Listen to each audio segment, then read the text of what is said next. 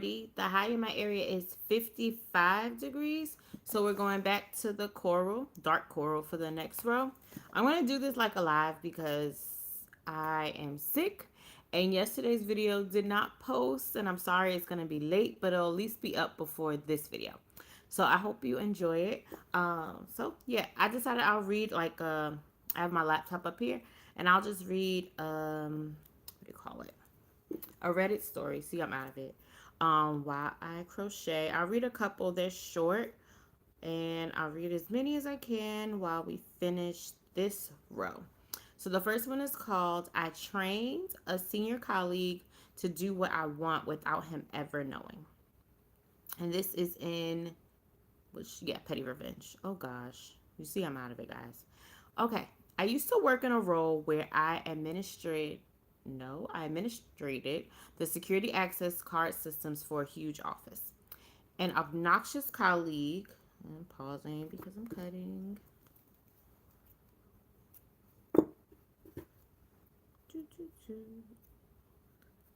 I sing to myself a lot, guys. You don't usually hear that because it's not live.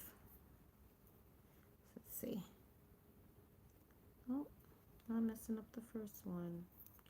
Oh yeah, we're gonna do 3 double crochets in every space all the way down to the end, and since we started with 3 double crochets, we're gonna end with 1 double crochet at the end. Okay, let's see. It says, I obnoxious colleague used to take a shortcut from the lobby through a meeting room and out of the other side of his desk, but in doing so, he would leave the meeting room's entrance door open, which would sound an alarm once he had left the area. I sat in the lobby near the door he left open, and I was the one who had to get up and close it for him. He didn't respond to polite requests to stop, so I disabled his access pass, but only on the second door, which is closest to his desk. He walked through the meeting room, get 6 feet from his desk, and be declined by the door. This caused him to have to walk back to ask me if something was wrong with his access. I asked him to close the shortcut door he'd opened, alarm now sounding, and he always did. Then I act confused and say, "Why don't you try it on the other door over there?" And directs him to the proper entrance to the office area, which had a mysterious 100% access success rate for letting him through. I simulated an intermittent technical error by deactivating his card and then reactivating it for well over 12 months. And I acted dumb anytime he questioned it. I've asked ICT about it, but nobody knows much. Who knows how these systems work? Sometimes he would forget his personal pass, and I'd issue him a visitor's pass and disable that on his shortcut too, which added an extra layer of, I'm going to say this word all wrong, obfuscation. Sometimes I'd allow him to use his shortcut, and I'd happily close the door behind him, knowing that it was all part of his education. Eventually, he learned that it was always quicker to walk straight to the proper entrance, and he stopped taking the shortcut and stopped leaving the alarm door open near me. And he never found out that I trained him. So that's the first story. I'll go down and read. It doesn't have a lot of comments because it was just posted recently. So I'll read 1 or 2 of the comments since they're not a lot. It says there's a really fun book on conditioning called Don't Shoot the Dog. A class on psychology decided to F with their teacher, so every time he walked to the left side of the room, they were attentive, and when he was on the other, they ignored him. Didn't take long to jam him up in the corner. Then they told him what they had done. He must have been proud. And then someone says, that sounds really funny. The next one says, well done. You should have offered him a treat every time he skipped the shortcut as well. So that was the first story and 2 comments. The next story, let's go to that one, is going to be in the Am I the Butthole category. I'm just going to wait for it to load. It's going to take a minute. Okay, so it says, am I the butthole for banishing my teenage daughter's friend from my house because she made fun of my weight? I, 37-year-old female, have 2 kids with my husband, 41-year-old male. a 14-year-old daughter, and a 10-year-old son. Our daughter has always been a little social awkward to the point that we had her tested since we suspected her being on the spectrum. Turns out she isn't on the spectrum, she's just a natural introvert. However, this year in school, we were thrilled when our daughter made a new friend her age, since that is in an area in which she struggles. Long story short, she recently invited her new friend over with our approval to have dinner at our house and then spend the night. So my daughter's friend came over. My husband is usually the cook in the family, and this night was no exception. He made us a really nice meal. During the course of said meal, I asked my daughter's friend, "Are you enjoying the food?" She responded, "Yes, your husband is a great cook. No wonder you ended up a bigger woman." Ooh. Scroll down. The room got quiet for several moments. My husband tried to laugh it off and change the subject, but I wasn't having it. The girl had just leveled a completely uncalled for insult at me. My daughter's friend seemed to realize that she messed up, but she didn't say anything else. We finished an awkward dinner in mostly silence, and my daughter's friend did stay the night. This was a couple of months ago. Recently, my daughter asked if she could have her friend back over, and I told her sure, if she's going to apologize to me. When our daughter asked what I meant, I reminded her of what she said. My daughter responded that it was over and she didn't want to bring it up again. She then went to her father and asked, "Hey," he said sure. But she then told him what I said. He came to me and said, "Daughter's friend just felt awkward and tried to make a joke. It didn't land. For the sake of our daughter, can't you just let it go?" I said, "Yes, I could, but the thing is that I want an apology from the girl. I need to see that she understands how rude she was before I can get on board with her and my daughter hanging out." My husband says that I am being weird for insisting on an apology from a 14-year-old, especially since that girl is such a good friend of our daughter. I think it's weird that I'm still waiting for an apology from the same girl. Seriously, that's all I need. I just need to know that any friend of my daughter is willing to own up to her screw ups. So that was a story, and we're going to scroll down and read some of the comments. Once again, this is a newer story, so there's not that many. Okay, but this is the top comment. It says, "You're the butthole. Did it ever occur to you that the reason this girl and your daughter clicked as friends is that they're both socially awkward? She's a 14-year-old kid. Even with the best social skills, they often put their foot in their mouths. Let it go. Don't ruin your daughter's friendship because your ego was hurt by one offhand comment." All right, and it said, next comment. A lot of people like that comment. And this one says, "Yes, sometimes stuff slips out of your mouth before you think about it. As someone with ADHD as well, I can relate to your story. My filter has gotten a lot of better over the years, but I slip up sometimes. And it was the worst as a preteen and teen. Like my aunt had this ex, right? And he had the same name as one of my uncles. We'll call them both Dean. So while he was dating my aunt, the adults in the family referred to him as Todd, which was short for the other Dean.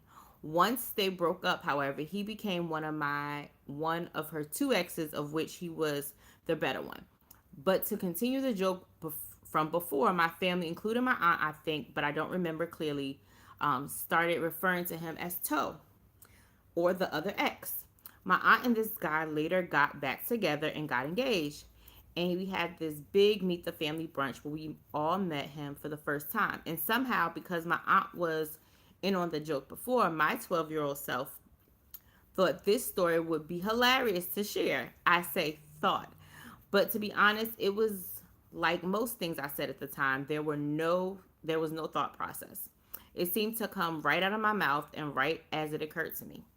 And it was so incredibly awkward and obviously did not go over great. I think it was ultimately glossed over as the awkward outburst of a child, but was one of the most embarrassing and awkward moments of my life and contributed to me working on my filter. So those are two comments from that story. I think I'll probably be done by the time we get to the third story. So the third story is title is in the Today I Effed Up category. It says, Today I effed up by going on a date with someone I met in a dark club. A few weeks ago, I met Max while out at a club for a birthday party. He was cute, tall, and had a raspy voice and a British accent, my weakness. And we spent a good amount of time that night just talking and chilling. We ended up exchanging numbers before my group left. We text pretty consistently for a few days and planned a date, archery and drinks. When I arrived at the range and saw Max in the light of day, I knew I had made a mistake. Upside, he was actually even cuter than I remembered. Downside, he was most definitely a she. The boobs were unmistakable in her top, albeit pretty androgynous. After a bit of combo, I confirmed that she definitely identified as a female and a lesbian. I explained that I was straight and thought she was a guy, and she luckily laughed it off. Apparently, it's happened before. We still ended up finishing up our date and had a great time. We hung out multiple times since then. I have since introduced her to a friend who's actually a lesbian, and they really hit it off and have been on a few dates. My friends have been roasting me for weeks, but I gained a friend, and my friend gained a potential girlfriend. So really can't complain. Too long didn't read. I accidentally went on a date with an androgynous lesbian after meeting her in a poorly lit club thinking she was a guy. All right, so, and it's edit one. Thank you for the awards and kind comments. I'm glad this put a smile on people's faces. Edit two. To the peeps coming for me calling her accent British is a Yorkshire accent. Didn't think anyone would care about specifics. Please calm down and eat some bread. All right, so those are her. Let's read some of the comments. First one says, honestly though, archery and drinks sounds like a really cool date. And let's see some other ones.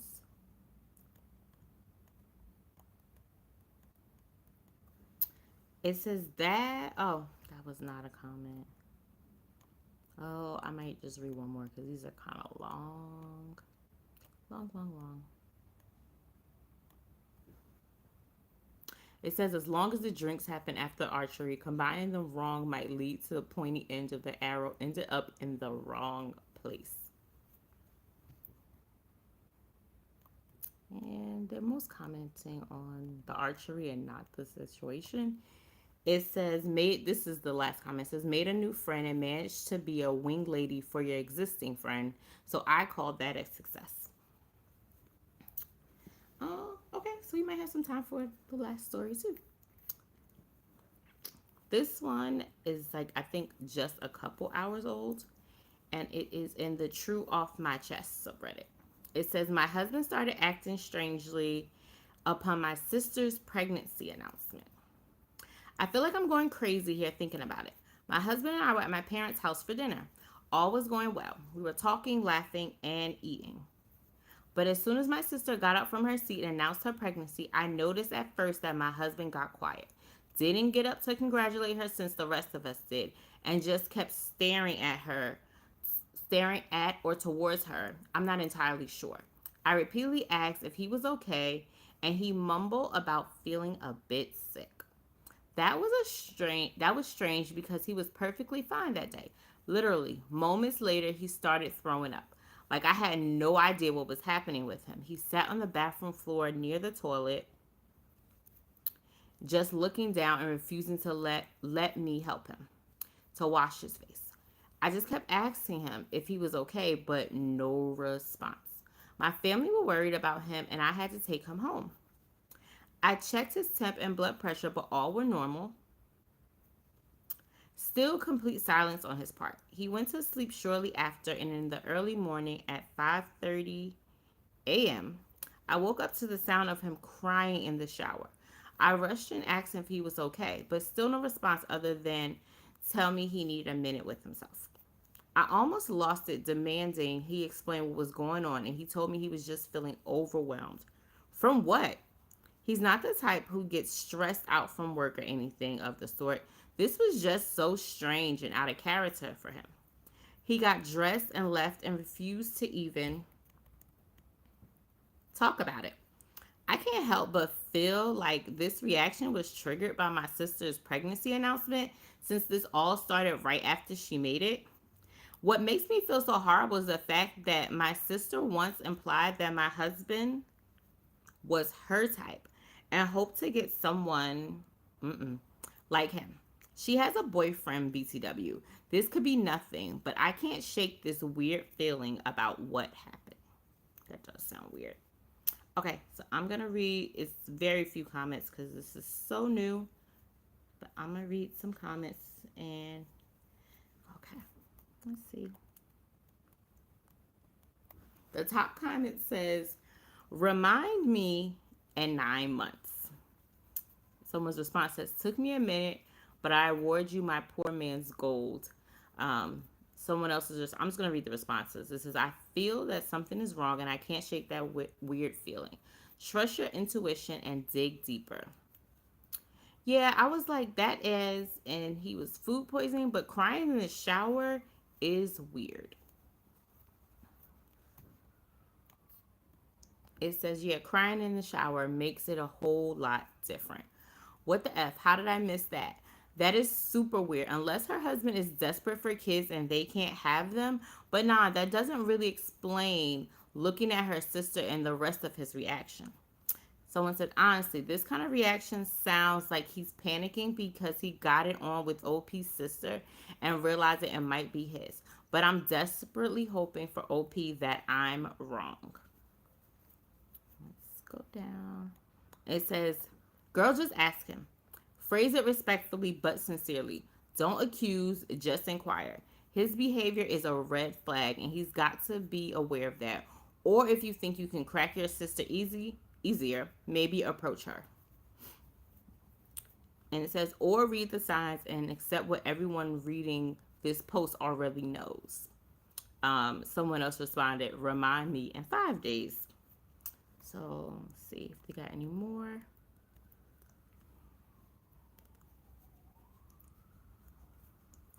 This one says, I will just wait for someone to post it on best of Redditor updates. And I think, let's see, I'm going to read any more comments.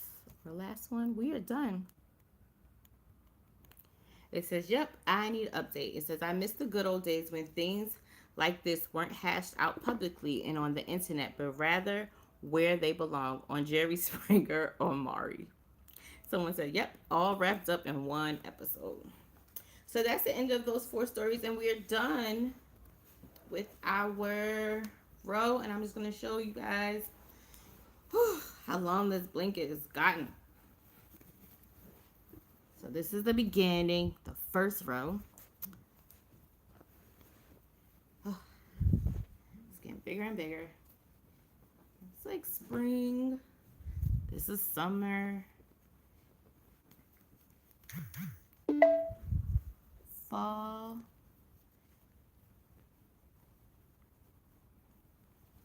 And yep. And we're all done.